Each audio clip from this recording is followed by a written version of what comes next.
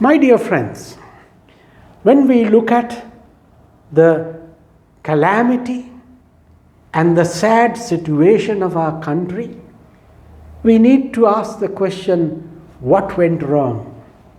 Today I want to talk to you about another wrongful thing for which we are responsible in this land. And that is, we need to realize that the leaders that we appoint are people who should truly represent us. In the Holy Bible, through prophet Jeremiah, the Lord said something very important. He said, their leader will be one of their own. Their ruler will arise from among them. The leader should be one of your own, and that leader should arise from them.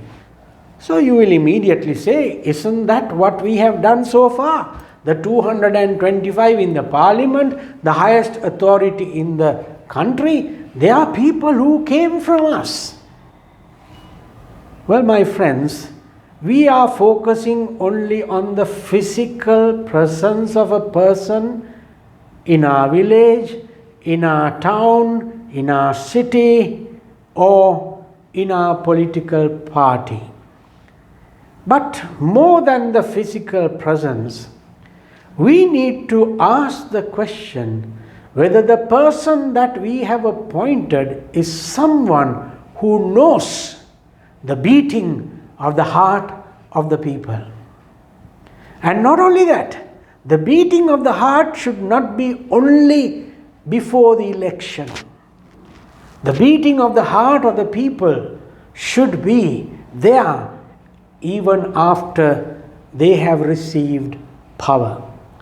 Very sadly, what we see today is they say one thing before the election but do something else after they get power into their hands.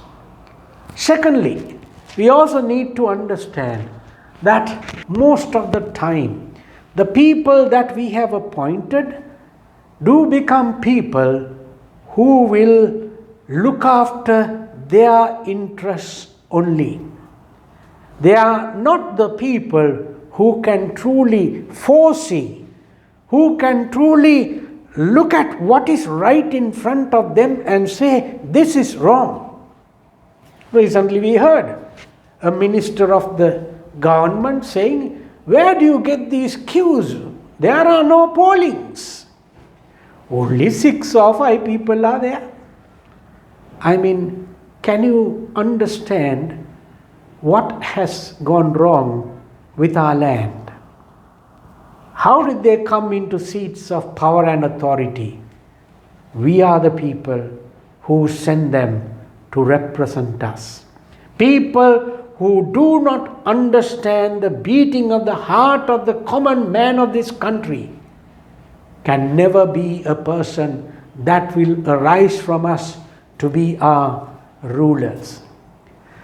Persons who have been given authority to rule over the land, if that person is working only for the betterment of one's own group, one's own family, one's own people, they are not the right kind of rulers. Why we have fallen into this state today in our country is because the people whom we appointed have been the people who have finally betrayed us, because they are people with a vested interest for their own sake. I do not know when there would be another general election or a presidential election. From now onwards, we must pray and we must work to look for the right kind of representatives of people. They should not be the people who have a bad track record in the past and would come and say, yes, we made mistakes and now give us another chance. Don't give them a chance, because they have ruined our lives and they have ruined our nation. Look for people who have a genuine heart and a genuine will to build up this country. Look for people who can truly say black is black and white is white. Don't let them be the people who go into these gray areas. The people who come out of our community to be our leaders must be honest to the highest degree. Their integrity must always be reflected not only before the elections but also after the elections. And if they are going wrong, you and I have a right to speak against it, because they have come from us. They are one among us. And if they lose sight of that truth, this country will never move forward.